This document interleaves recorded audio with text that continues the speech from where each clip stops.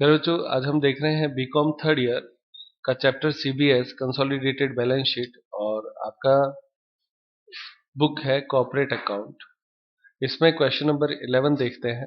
इससे पहले के क्वेश्चन आप प्ले लिस्ट में देख सकते हैं। दो कंपनियां एच लिमिटेड और एस लिमिटेड 31 मार्च 2019 के शेष इस प्रकार से थे। तो होल्डिंग कंपनी और सब्सिडियरी कंपनी दो कंपनियां हो गई। सबसे पहले आपके इक्विटी शेयर दे रखा है ऑफ ₹10 ईच, तो 10 लाख और 4 लाख हो जाएगा। जनरल रिजर्व दे रखा है 1,50,000 और 1 लाख। पीएनएल आपके दे रखा है 2 लाख और 50,000। आगे अब उसके बाद में इसमें दिया हुआ है क्रेडिटर, तो और बैलेंस शीट की टोटल दे रखी है। उसके बाद टेंजिबल एसेट्स, तो एक साथ ही सारी टेंजिबल एसेट्स दे रखी है, इनटेंजिबल एसेट्स कोई नहीं है। और ये आपकी इन्वेस्टमेंट दे रखा है 24,000 इक्विटी शेयर इन एस लिमिटेड। तो जल्दी से ये देखो कि उसके शेयर थे कितने। तो प्रश्न में 40,000 दिए हुए थे, ठीक है। और ये जो 3,36,000 है, ये कॉस्ट ऑफ इन्वेस्टमेंट आपके हो जाएगी। और अगर देखा जाए तो 24,000 डिवाइड बाय 40,000 इंटू 100 करने पे कितना परसेंट आता है? 60% होल्डिंग हो गया। अब आगे प्रश्न देखते हैं। इसमें दिया हुआ है, इंग्लिश वाले यहां देखें।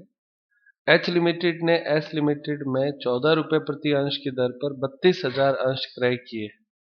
तो टोटल परचेज उसने 32,000 का रखे थे, जबकि यहाँ पे 24,000 ही दिखा रखा है। समझ में आता है? उस समय एस लिमिटेड का सामान्य संचय वर्तमान राशि 1 लाख रुपए था। तो ये ओपनिंग हो गया जनरल रिजर्व। एच लिमिटेड ने 8,000 अंश 16 रुपए प्रति अंश की दर से 31 दिसंबर 2018 को बेच दिए। तो 31 दिसंबर 2018 का जो डेट था, वहां पे 8,000 बेचे, तो तभी तो 24 हुए बैलेंस शीट बनाने से पहले। भाई थे तो इसके पास 32,000, 32,000 में से 8,000 इसने 16 रुपए प्रति अंश की दर से बेच दिए। विक्रय पर लाभ को पूंजी लाभ मानते हुए पूंजी संचय खाते में हस्तांतरित कर दिया गया। तो इस पे जो प्रॉफिट हुआ उसे कैपिटल रिजर्व अकाउंट में ट्रांसफर कर दिया गया। ये यहाँ पे देखो, profit on sale has been credited to the capital reserve account taking it as a capital profit. Prepare the consolidated balance sheet of the two companies. अपने को क्या तैयार करना है? Consolidated balance sheet. तो इसे आप इंपॉर्टेंट मार्क कर ले। एक अच्छा और छोटा क्वेश्चन, इस तरह का क्वेश्चन पेपर में आ सकता है। सबसे पहला पॉइंट नंबर 1, तो वो आपके होल्डिंग और एमएसआई। तो अब हमारे सामने ये सबसे बड़ा प्रश्न यही था कि भाई हम इसका होल्डिंग कितना माने।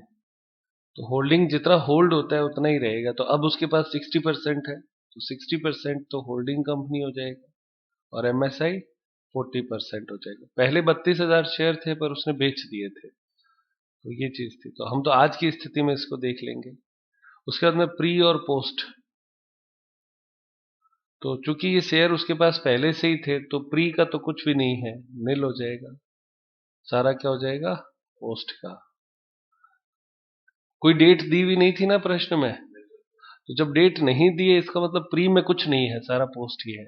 और इसको हम ऐसे समझते हैं कि भाई हमारे पास ये शेयर बहुत पहले से थे, आज की बात नहीं है। भाई सीबीएस तो हर साल बनता है, समझ रहे हो ना? सीबीएस हर साल बनता है, तो इसलिए पहले से ही खरीदे हुए माने जाएंगे। सारा प्रॉफिट पोस्ट माना जाता है अगर प्रश्न में कुछ ना हो। तो दो बातें हो गई।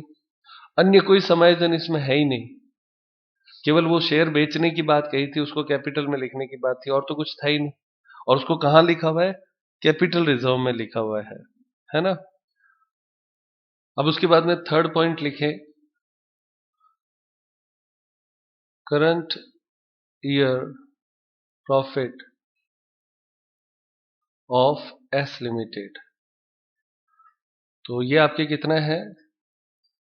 50,000 ये दिया हुआ और ये चूंकि सारा पोस्ट का है ना?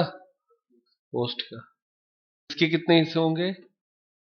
दो हिस्से होंगे, होल्डिंग कंपनी का और एमएसआई का। तो 60% और 40% दो हिस्से करो, होल्डिंग कंपनी और एमएसआई।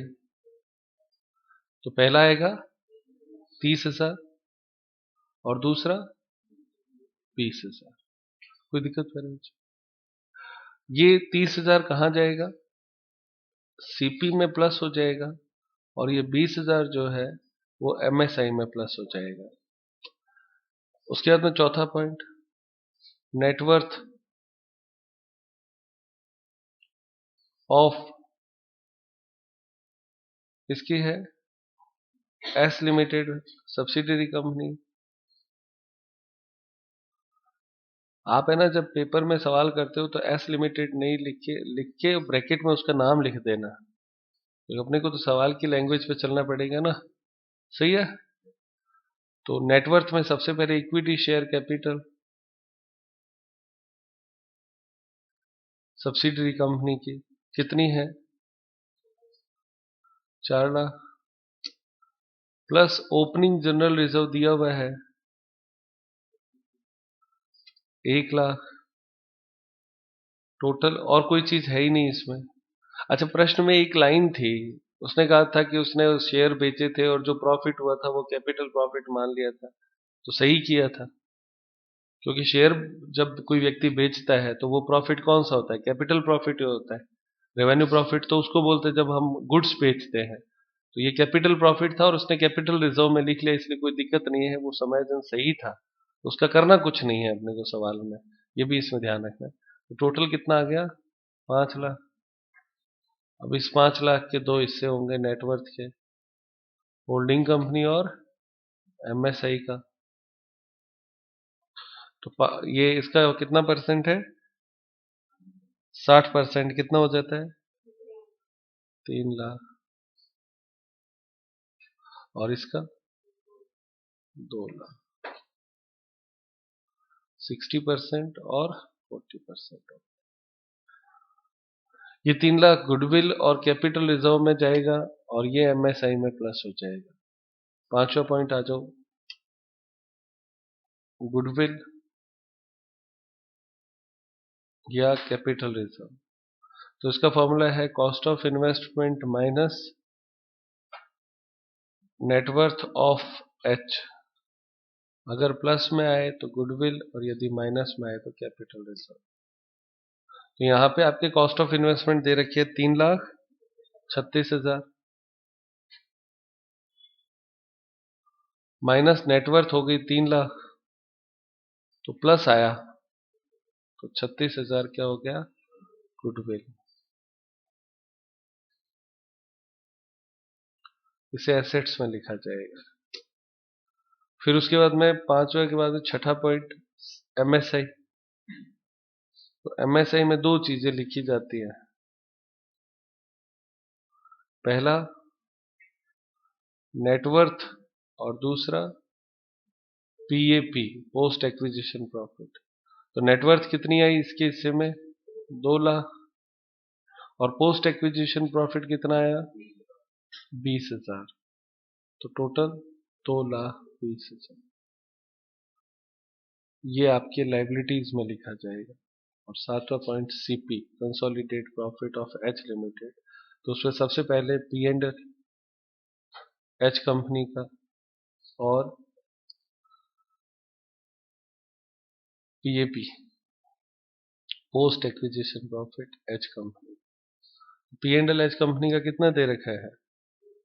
तो 2 लाख लिख दो, प्लस पीएपी में इसका हिस्सा कितना था पोस्ट एक्विजिशन प्रॉफिट में? 30,000। टोटल आ जाएगा 2,30,000। और ये भी लाइबिलिटीज में लिखा जाएगा। अब बनाएंगे सीबीएस कंसोलिडेटेड बैलेंस शीट। ये वर्किंग नोट हो गए सारे बच्चों। सबसे पहले number 1 equity share capital H company का। तो एच कंपनी का कितना दे रखा है?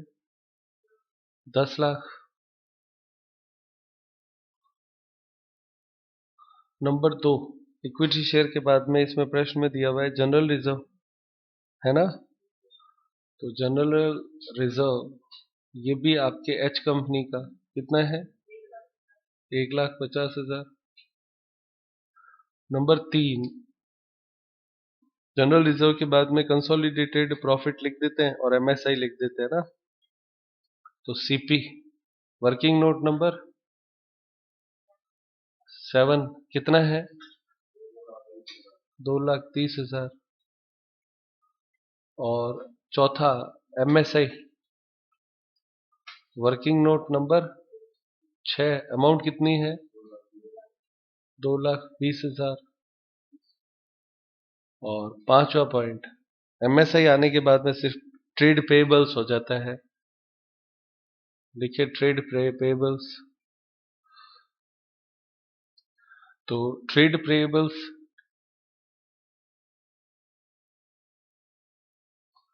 तो होल्डिंग और सब्सिडरी दोनों का जोड़ दो, कितना होता है? 4,60,000।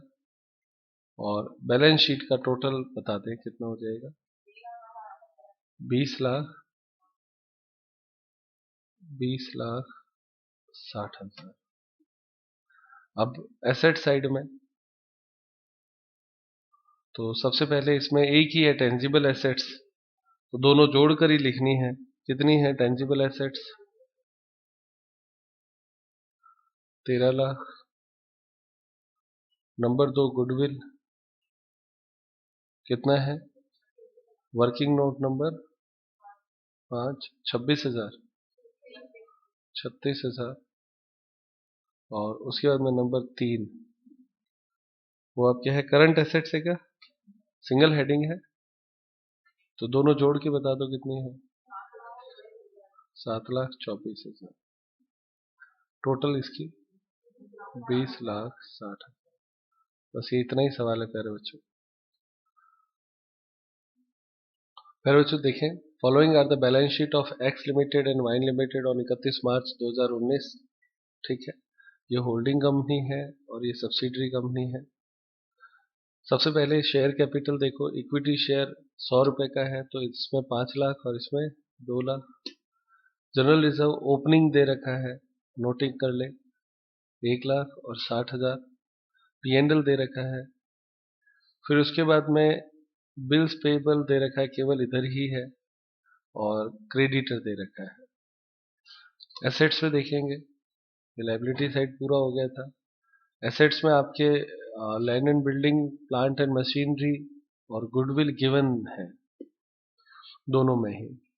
1,500 equity share in Y limited, तो उसके शेयर थे कितने? ऊपर आपने देखे थे, ये यहाँ पे देखो, 2 लाख में 100 का भाग दे दिया तो 2,000 शेयर थे। 15%, 1,500 इसके पास है, तो 1,500 बट्टे 2,000 इंटू 100, 75% होल्डिंग हो गया। एमएसआई 25% हो जाएगा। स्टॉक, डेटर और बैंक 3 दे रखे हैं, जिनको लास्ट में जोड़कर लिखना होता है। आगे का प्रश्न यहाँ पे देखें, इंग्लिश वाले स्टूडेंट यहाँ पे, वाई लिमिटेड के लाभ हानि के विवरण में 1 अप्रैल 2018 को 50,000 रुपए था, तो ये ओपनिंग हो गया। इस राशि में से 15% लाभांश गत वर्ष के लिए भुगतान किया गया, तो 15% डिविडेंड हो गया। कल सीखा था हमने, वही सेम है। एक्स लिमिटेड द्वारा यह लाभांश अपने लाभ हानि के विवरण में क्रेडिट किया गया है, तो वो घटाते हैं ना हम सीपी में से, वो इसलिए घटाते हैं। एक्स लिमिटेड द्वारा वाई लिमिटेड के अंश 1 अक्टूबर 2018 को लिए गए थे, तो अक्टूबर, नवंबर, दिसंबर, जनवरी, फरवरी, मार्च, 6 महीने प्री और पोस्ट 6:6 या 1:1 या 1/2, 1/2। सही है ना? आधा आधा, 50-50 हो।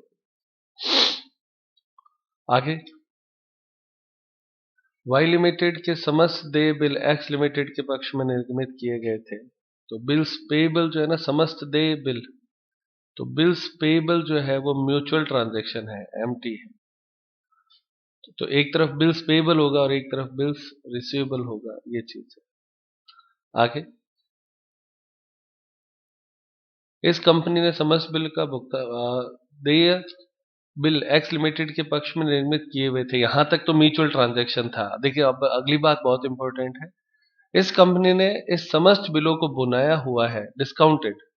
सारे बिल क्या कर लिए उसने? डिस्काउंट करा ले। तो जैसे ही डिस्काउंट करा लेता है तो म्यूचुअल ट्रांजैक्शन समाप्त हो जाता है। क्योंकि अब म्यूचुअल रहा कहाँ, वो तो बैंक के पास चले गए ना। बिल डिस्काउंट होते ही म्यूचुअल ट्रांजैक्शन समाप्त हो जाता है। आगे यहां तक हो गया। अब लास्ट ये लाइन, वाई लिमिटेड के लेनदारों में एक्स लिमिटेड द्वारा सप्लाई किए गए माल के संबंध में 20,000 रुपए सम्मिलित है। तो डेटर और क्रेडिटर ये म्यूचुअल ट्रांजैक्शन हो गया। डेटर और क्रेडिटर के लिए, डेटर और क्रेडिटर दोनों में से 20,000 घटेगा। वाई लिमिटेड के स्टॉक में 8,000 रुपए का माल ऐसा सम्मिलित है जो एक्स लिमिटेड से विक्रय मूल्य पर 25% लाभ जोड़कर बेचा गया था। तो 8,000 इंटू सीधा 25% लेंगे, 25/100 करके जिसको हम बोलते हैं, कितना होता है 2,000। ये अनरियलाइज्ड प्रॉफिट है। अच्छा, बेचने वाला कौन है इसमें? वाई लिमिटेड का स्टॉक है तो बेचने वाला एक्स हो गया ना।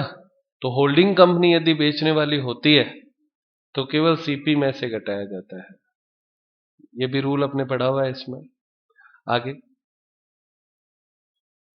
वाई लिमिटेड का प्लांट और मशीनरी जो कि उसकी पुस्तकों में 1 अप्रैल 2018 को 1 लाख पर प्रकट होता था, एक्सलेंट द्वारा अंश अधिग्रहण की तिथि को 1,50,000 रुपए पर पुनर्मूल्यांकित किया गया। यह नया मूल्यांकन पुस्तकों में दर्ज नहीं है, तो हमें करना पड़ेगा, तो प्रॉफिट ऑन रिवैल्यूएशन निकालना पड़ेगा और एडिशनल डेप्ट निकालना पड़ेगा। ये दो बातें अपने को करनी है। एक नया मूल्यांकन पुस्तकों में लिखा हुआ नहीं है वो ठीक है, एकीकृत चिट्ठा बनाइए और वर्किंग नोट का खुलासा रूप में दीजिए, तो अच्छे से लिखना है। इंपॉर्टेंट क्वेश्चन मार्क कर ले। टफ क्वेश्चन में, बड़े क्वेश्चन में आता है तो ये आपके आ सकता है, पेपर में कई बार पूछा गया है।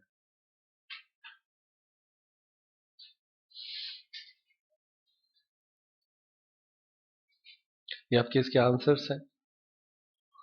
स्टार्ट करें।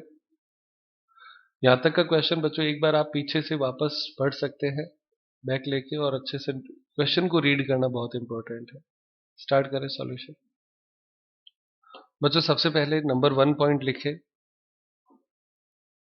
होल्डिंग कंपनी और एमएसआई। तो कितना परसेंट निकाला था हमने? 75% और 25%। नंबर 2, प्री एक्विजिशन प्रॉफिट और पोस्ट एक्विजिशन प्रॉफिट का अनुपात था 1:1। 6 महीने था तो हमने 1:1 कर दिया, तो आधा आधा हो गया। तीसरा पॉइंट अब आपको यहां पे लेना है, प्रॉफिट ऑन रीवैल्यूएशन, और इस पॉइंट पे आप स्टार लगा देना। और एक और चीज अपने को इसी में कैलकुलेट करनी होती है, वो होता है एडिशनल डेप्ट। तो प्रॉफिट ऑन रीवैल्यूएशन में सबसे पहले आप लिखें वैल्यू एट 1 अप्रैल 2018। ये वैल्यू दी हुई है प्रश्न में, जल्दी से बताओ कितनी है? 1 लाख रुपए दे रखी है, सही है ना? अच्छा, अब आप इसमें देखो बैलेंस शीट में कितना दे रखा है, प्लांट एंड मशीनरी है ना, वो बैलेंस शीट में कितना दे रखा है? प्लांट एंड मशीनरी तो है, वो 90,000 दे रखा है, सही है?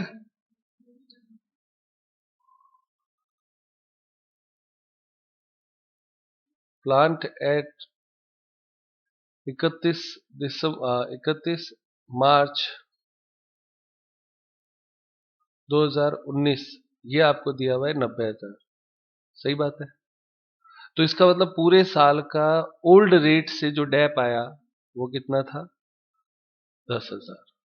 यहां तक तो समझ में आता है भाई? 1 लाख शुरू में था और अब 90,000 है 31 तारीख को। दोनों डेट समझ में आ रही है ना, 1 अप्रैल और 31 मार्च। तो 10,000 का डेप पूरे साल का नॉर्मल रेट से सब कुछ था, सारी चीजें। तो अब आप वापस इसको देखें तो पूरे साल का यदि हम कहते हैं 10,000, तो 6 महीने का कितना होता है? 5,000। तो वैल्यू एट 1 अक्टूबर, 1 अक्टूबर 2018 को इसकी वैल्यू कितनी होती? तो हम कहते सर 1 लाख था, उसमें से 6 महीने का डेप घटा दो, इतनी सी तो बात है। तो उसका वैल्यू कितना बनता है? 95,000, सही है? कितना बनता है? 95,000। और इस दिन इसका रिवैल्यूएशन हुआ था।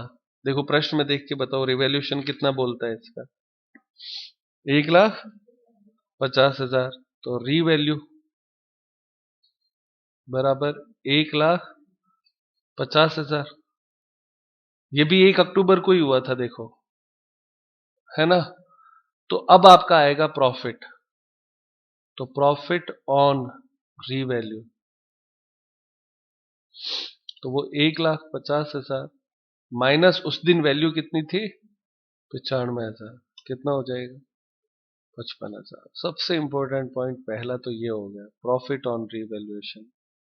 ये आप क्या है, कोई दिक्कत बच्चों, ये जोड़ा जाता है किसमें, नेटवर्थ में। अब आता है डेप, एडिशनल डेप के लिए, तो वो इसी का ही पॉइंट है, एडिशनल डेप भी ऑन प्लांट। तो अब आपके 95,000 रुपए में 5,000 डेप तो हो जाता है ना। अब इसका वैल्यू आपने 1 अक्टूबर को कितना कर दिया, 1,50,000, तो 1,50,000 इंटू 10,000 बट्टे कितना था इसका वैल्यू, 1,00,000। यानी हम ये कहना, ये पता है अनुपात है, ये जो मैंने यहां लिया है ना वो अनुपात है। मैं ये कहना चाहता हूं कि अगर 1,00,000 एसेट्स थी तो डेप कितना लगा था, 10,000। तो बताओ 1,50,000 यदि एसेट्स होती तो कितना लगता, तो कैलकुलेट करके बताओ कितना आता है, 15,000। ये पूरे साल का होता, सही है ना। तो 6 महीने का कितना होता, 6 मंथ, तो ये पूरे साल का आया 15,000, तो 6 महीने का 1/2 कर दो, आधा, तो 7,500। जबकि हमने डेप आधे साल का कितना लिया था, ओल्ड डेप 6 महीने का, 6 मंथ का, तो 5,000, सही है ना। पूरे साल का 10,000 था ओल्ड डेप, तो 6 महीने का कितना होता, 5,000। तो आपको लेना चाहिए था 7,500, जबकि आपने लिया हुआ है 5,000, तो एडिशनल डेप कितना आ गया, 2,500। ये आपका एडिशनल डेप, और कितने महीने का, 6 मंथ है। ये इसकी प्योर गणित आपके आ गई। ये संख्या चाहिए अपने को इस सवाल के लिए, और ये संख्या चाहिए, ये दोनों चीजें हमारे पास आ गई हैं। एडिशनल डेप कहाँ घटाया जाता है, प्रॉफिट में से घटाया जाता है। 4th पॉइंट बच्चों लिखो, डिविडेंड। प्रश्न में कहा गया है कि उसने डिविडेंड दिया था, कितना परसेंट डिविडेंड दिया था, 15%, और शेयर कैपिटल कितनी थी, किसकी शेयर कैपिटल देखते हैं हम, सब्सिडरी कंपनी की। तो डिविडेंड हो गया 2,00,000, ये तो हो गया कैपिटल, इनटू डिविडेंड कितना परसेंट था, 15% डिविडेंड, तो कितना होता है, 30,000। क्लियर ये बात। कल मैंने आप लोगों को ये सिखाया था पिछले सवाल में कि डिविडेंड जब भी होता है तो उसको कैसे एडजस्ट करते हैं, कहां कहां पे करते हैं। तो प्यारे बच्चों, अब इसके दो हिस्से करेंगे, होल्डिंग और एमएसआई। कितना आता है होल्डिंग का, तो कितना परसेंट लिया बेटा, 75% ये होता है, और 25% ये होता है। कितना आया इसका, 22,500। ठीक है बेटा। ये जो प्रॉफिट है इसके दो समायोजन करने हैं। पहला क्या करना है, कॉस्ट ऑफ इन्वेस्टमेंट में से घटाना है, और दूसरा सीपी में से भी घटाना है, दो जगह पे घटाना है। और इसका कितना आया, 7,500। इसका कुछ नहीं करना है, ये कल भी हमने ऐसा किया था, सेम प्रोसेस। अब उसके बाद में पी एंड एल हुआ कितना, P and L opening balance दिया हुआ था 50,000, इसमें से ये जो डिविडेंड आपने दिया ना 30,000, वो घटा देंगे। तो अब आपके उसको कितना मानेंगे, 20,000। तो जहां पे भी ओपनिंग पी एंड एल की बात आएगी वहां पे 20,000 आएगा ओपनिंग पी एंड एल। कोई दिक्कत है बच्चों? यहां तक सेम किया हुआ है, कल आप पीछे देखिए सारा समझ में आएगा। Fifth point, current year profit.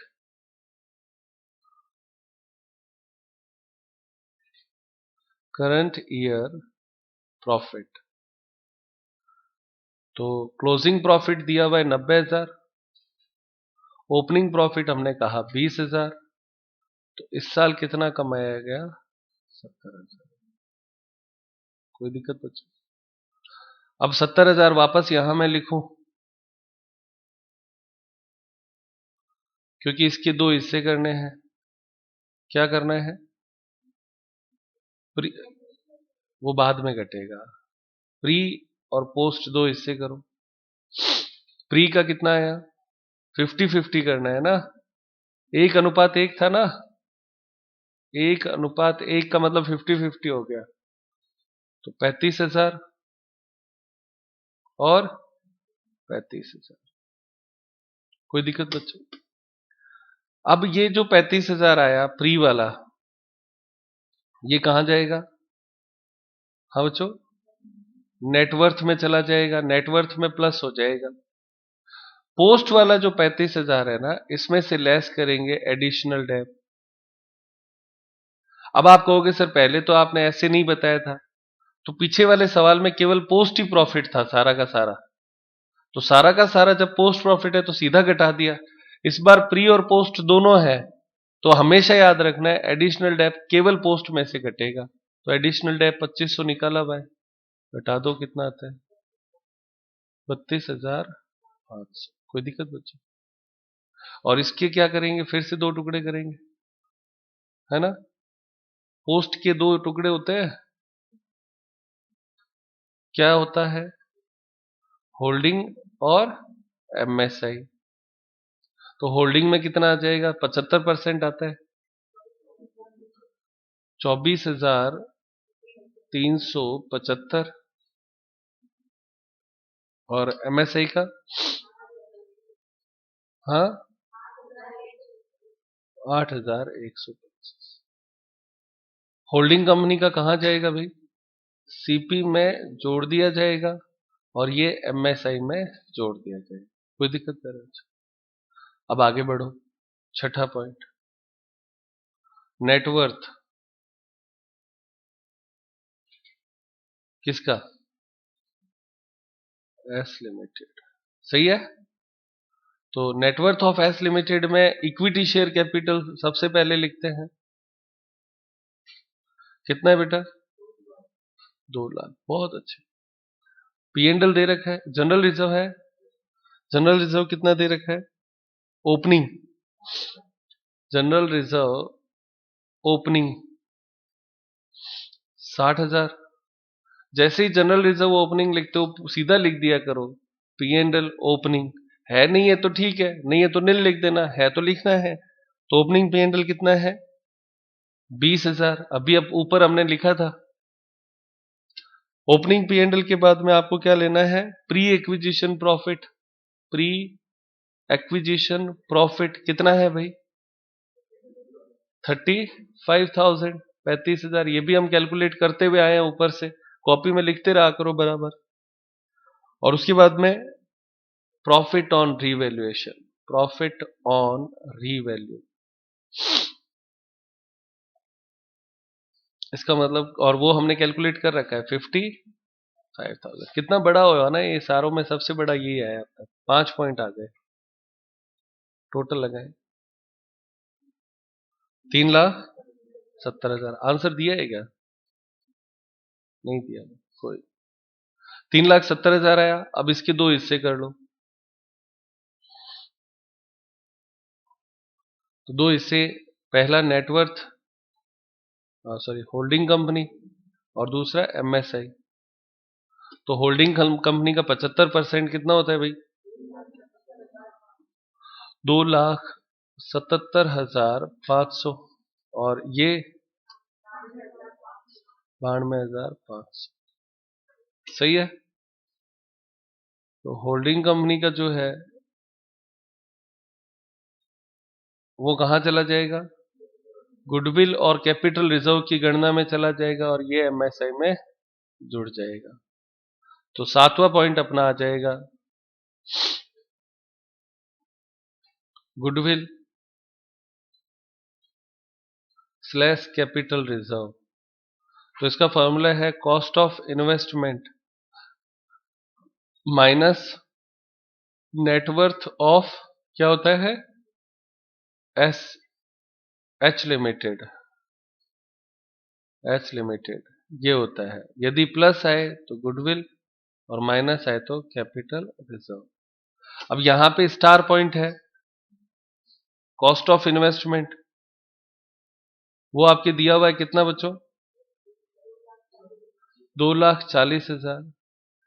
इस कॉस्ट ऑफ इन्वेस्टमेंट में से डिविडेंड घटाते हैं, तो डिविडेंड कितना था, 22,500। कौन सा डिविडेंड, होल्डिंग कंपनी का। तो घटाने पे कॉस्ट ऑफ इन्वेस्टमेंट कितना आया, 2,17,500। ये याद रख लोगे ना बच्चों, जब डिविडेंड होता है तो दूसरी बार सेम तरीके से करा रहा हूं ताकि दो सवाल एक जैसे होंगे तो आपको याद रहेगा। तो यहां पे आपके कॉस्ट ऑफ इन्वेस्टमेंट हो गया 2,17,500 माइनस नेटवर्थ हो गया 2,77,500। तो घटाने पे माइनस आता है यानी कैपिटल रिजर्व 60,000। ये आंसर दिया हुआ होगा। बस ये आंसर आने का मतलब अपनी ऊपर की सारी चीजें जो थी वो सही है। और ये हो गया कैपिटल रिजर्व, क्या हो गया, कैपिटल रिजर्व। और ये लाइबिलिटीज में लिखा जाएगा तो एल लिख दो। 7वां पॉइंट बाद में। 8वां पॉइंट क्या है, MSI minority share holder interest. तो एमएसआई में एक नंबर पे एनडब्ल्यू आता है और 2 नंबर पे पीएपी आता है, पोस्ट एक्विजिशन प्रॉफिट।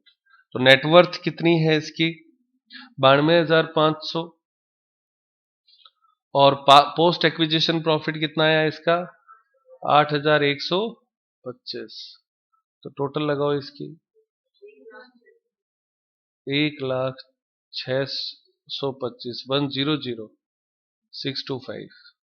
सही है ना, ये आपके लाइबिलिटीज में लिखा जाएगा। आंसर दिया हुआ है, ये भी सब चीज बराबर चल रही है। अब 9 सीपी कंसोलिडेटेड प्रॉफिट। तो सीपी में बच्चों अपने पास number 1 P and L holding company का, number 2 PAP post acquisition profit holding company का। तो पी एंड एल कितना दे रखा है बच्चों, हाँ 1,40,000 P and L holding company का देखना है। और पोस्ट एक्विजिशन प्रॉफिट में इसका कितना हिस्सा आया, 24,375। दो चीजें हो गई, टोटल लगाओ 1,64,375। इसमें से लेस करेंगे डिविडेंड और एक और लेस करेंगे अनरियलाइज्ड प्रॉफिट। वो हमने कितना निकाला था, कैलकुलेशन बताएंगे, 8,000 इंटू 25%, 8,000 का 25%, ये दोनों चीजें घटाएंगे। तो डिविडेंड कितना था इसका, 22,500, ये घटाना है। और डिविडेंड था 2,000, ये भी घटाना है। तो सीपी आ जाएगा, कितना आता है, 1,39,875। ये भी आंसर दिया हुआ है क्या बच्चों, कोई दिक्कत नहीं। अब आ गए सारे आंसर, डरने की बात ही नहीं। हो गया बेटा। अच्छा एक और चीज यहाँ पे समझ लो, आप जब एग्जाम्पल देखोगे ना तो ये जो 1,40,000 है ना, उसमें सीधा डिविडेंड घटाने के बाद में लिखा हुआ होगा। तो इसका मतलब ये कि हम जोड़ने के बाद में घटा देते हैं, ये इसको यहाँ पे पहले ही लेस कर देता है। आंसर यही आएगा और ये भी लाइबिलिटीज में लिखा जाता है। ठीक है बच्चों। अब बनाते हैं सीबीएस कंसोलिडेटेड बैलेंस शीट। आ जाओ। तो सीबीएस का फॉर्मेट ले लो। अमाउंट का एक कॉलम, हेडिंग लिख दो सीबीएस। सीबीएस एक नंबर पे आप लिखें equity share capital holding company की कितनी है बच्चों? 5 लाख। बैलेंस शीट देखते जाओ। नंबर 2 में उस पे क्या दे रखा है, संख्याएं देखो खाली। जनरल रिजर्व कितना है? ये भी होल्डिंग कंपनी का 1 लाख। नंबर 3 जनरल रिजर्व के बाद में सीपी वर्किंग नोट नंबर बोलो कितना? 1,39,875। फिर चौथा एमएसआई वर्किंग नोट नंबर बोलो कितना? 1,00625। उसके बाद में 5वां पॉइंट, हाँ, कैपिटल रिजर्व कितना है? अब 5वें नंबर पे इसमें क्या आएगा बच्चों? Capital reserve working note number 7 कितना? 60,000। बहुत अच्छे। और छठा नेक्स्ट बिल्स पेबल था क्या? कितना है बेटा? 40,000। ये म्यूचुअल रहा नहीं है इसलिए हमने वापस लिख दिया, जो बिल डिस्काउंट करवा लिए थे। और 7वां क्रेडिटर, क्रेडिटर कह दो चाहे पेबल्स कह दो, तो होल्डिंग और सब्सिडरी दोनों जोड़कर बताने हैं और उसमें से म्यूचुअल ट्रांजैक्शन घटाना है। H plus S minus mutual transaction 20,000। 20,000 common था ना, तो घटा के बताओ कितना आता है? 1,10,000। टोटल लगानी है, एक लाइन छोड़ देना। टोटल कितनी आती है? हाँ बच्चों, 5 और 1 6 और 1 7 और 1 8 और 9 10। फिर बच्चों यहाँ पे एक और चीज नोटिंग में ले लें। ये जो कैपिटल रिजर्व हमने लिखा है पॉइंट नंबर 7 पे, इसमें चूंकि प्रश्न में बैलेंस शीट में गुडविल दे रखी है, तो ये उससे क्या हो जाएगा, गुडविल को कैपिटल रिजर्व राइट ऑफ कर देगा। तो ये 60,000 यहां से हट जाएगा और जितना आप यहां से हटाओगे ना, उतना आपको क्या करना है, गुडविल को कम कर देना है 60,000 से। बस ये इतना ही होगा। तो बताइए टोटल अब कितनी आती है? 9,90,500। और यहां पे बच्चों ये लाइन अपने पढ़ी है ना, यहां पे लिख दो कैपिटल रिजर्व विल बी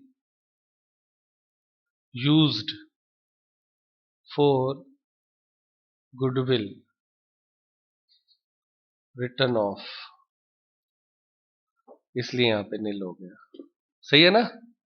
तो अपनी लाइन भी वैसे वैसे के वैसे रह जाएगी। अच्छा, ये हमारे पास ऑप्शन होता है कि करे तो करे, नहीं करे तो दोनों तरफ लिख दो, तो वो बैलेंस शीट वैसे ही मैच कर जाएगी। अब वापस एसेट साइड आ जाओ। तो एसेट्स में सबसे पहले क्या दिया हुआ है? लैंड एंड बिल्डिंग कितना है भाई? दोनों जोड़ना है। Holding plus subsidiary 3,30,000। ये तो अच्छा है। Number 2 plant and machinery P&M, ये इंपॉर्टेंट है। इसमें P&M पहले होल्डिंग कंपनी का प्लांट एंड मशीनरी कितना है वो पूरा बोल दो कितना है? 1,60,000। सही है। प्लस रीवैल्यूड प्राइस नए जो सब्सिडरी कंपनी का है वो कितना है? 1,50,000। यहां तक तो कोई दिक्कत ही नहीं है। अब इसमें डेप्रिसिएशन जिस दिन वैल्यू हुआ उसके बाद का घटाना है, तो 6 महीने का डेप घटाएंगे, क्योंकि 1,50,000 जो है वो 6 महीने पहले की वैल्यू है। इस वैल्यू में से 6 मंथ डेप घटाएंगे, तो 6 मंथ डेप जो है वो आपका 7,500 है। 2,500 तो एडिशनल डेप और 5,000 जो नॉर्मल लगता है। तो 7,500 घटा दो कितना आता है? 3,02,500, सही है ना। उसके बाद में थर्ड पॉइंट लिखो। P&M के बाद में नेक्स्ट क्या है, गुडविल। अब देखो यहाँ पे गुडविल आएगा, तो गुडविल पहले कितना है, पहले का 40,000, दूसरे का, तो टोटल 70,000 हुआ ना। इस 70,000 में ये जो यहाँ पे हमने राइट ऑफ किया कैपिटल रिजर्व, वो लेस कर दो, CR कैपिटल रिजर्व, तो घटाने पर 10,000। अब आप समझ गए। अगर हम ऐसा नहीं करते तो भी बैलेंस शीट मैच हो जाती बिना कोई दिक्कत के। चौथा पॉइंट, स्टॉक। तो स्टॉक में H यानी होल्डिंग कंपनी और सब्सिडरी कंपनी जोड़ो, माइनस अनरियलाइज्ड प्रॉफिट 2,000 घटा दो, कितना होता है, 1,88,000। और उसके बाद में पांचवा पॉइंट ले लो, डेटर। डेटर या रिसीवेबल, तो H plus S minus 20,000, mutual transaction, तो कितना आता है 75,000। और छठा पॉइंट कैश, तो होल्डिंग प्लस सब्सिडरी दोनों जोड़ दो, 80,000। 80 होता है 85,000। तो टोटल लगाएंगे 9,90,500। कोई दिक्कत कर रहे बच्चों, ये आपके आंसर हो गए, बैलेंस शीट कंप्लीट हो गई CBS। तो आज की क्लास यही समाप्त करते हैं।